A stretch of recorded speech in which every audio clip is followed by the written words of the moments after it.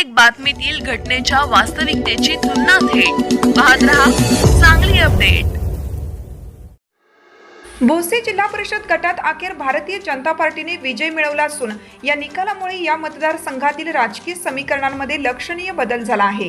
भाजपचे उमेदवार आशिष जयवंत जाधव यांनी 12,846 मते मिळवली, तर काँग्रेसचे उमेदवार दिनकर पाटील यांना 8,237 मते मिळाली।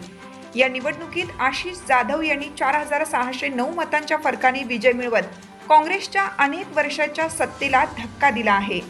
सुरुवातीपासूनच नौका उमेदवाराशी टीका होत असतानाही आशिष जाधव यांनी आत्मविश्वासाने आणि धाडसाने निवडणुकीला सामोरे जात यश संपादन केलं।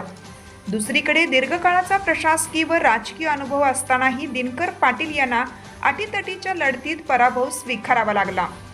विरोधी उमेदवाराला अपेक्षित गांभीर्याने न घेतल्याचा तसेच मार्केट कमिटीसह इतर काही आरोपांमुळे प्रचारात अडचणी आल्याचा फटका बसल्याची चर्चा मतदारसंघात रंगू लागली आहे।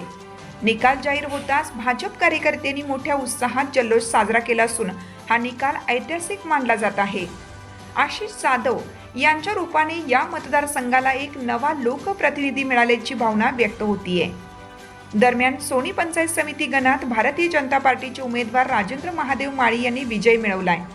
या गणात काँग्रेसचे उमेदवार गजानन शिवाजी माळी यांना 4,906 मते मिळाली, तर भाजपचे राजेंद्र महादेव माळी यांनी 5,719 मते मिळवत आघाडी घेतली। निकालानंतर भाजप कार्यकर्त्यांनी जल्लोष साजरा केला। भोसे पंचायत समिती गणातही भारतीय जनता पार्टीला यश मिळालं आहे। भाजपचे उमेदवार बाळासो भोपाल पाटील यांनी 4,505 मते मिळवली, तर काँग्रेसचे उमेदवार बस्तवडे महावीर श्रीधर यांना 2,213 मते मिळाली। या लढतीत अपक्ष उमेदवार वैभव चव्हाण यांनी 3,876 मते मिळवत चांगली उपस्थिती नोंदवली। मात्र अखेरीस बाळासो भोपाल पाटील यांनी आघाडी घेत विजय संपादन केला असून या निकालामुळे भोसे परिसरात भाजपचे बळ वाढल्याचं चित्र दिसून येतं।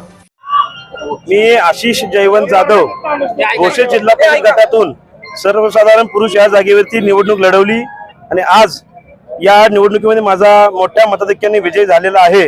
हा विजय हा माझा एकट्याचा नसून भोसे जिल्हा परिषद गटातल्या प्रत्येक नागरिकांचा आहे, प्रत्येक सर्वसामान्य कुटुंबाचा आहे, प्रत्येक गोरगरिबांचा आहे। सोबत आदरणीय आमचे आमदार लोकप्रिय आमदार डॉक्टर सुरेशभाऊ खाडे यांचा सुद्धा विजय आहे, त्यांच्या विकास कामांचा विजय आहे आणि सर्वात महत्त्वाचं माझी राजकारणातली आई माननीय सुमन मावशी खाडे यांचा सुद्धा मोठा विजय आहे।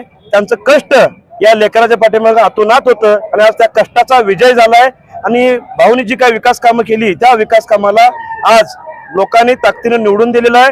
आणि एक महत्त्वाची गोष्ट सांगेन, समोरच्या उमेदवाराचा पराभव म्हणजे सर्वसामान्य गोरगरीब कुटुंबावर केलेल्या अन्यायाला आज न्याय मिळालेला आहे।